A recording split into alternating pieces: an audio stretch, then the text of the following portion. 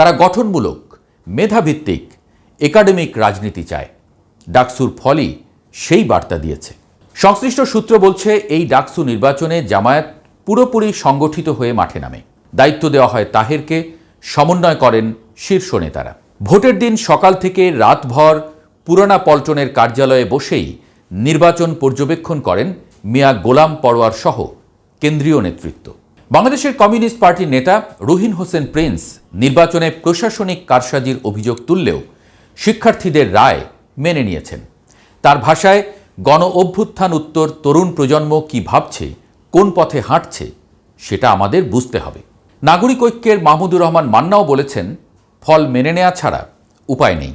এটাই নতুন প্রজন্মের সিদ্ধান্ত।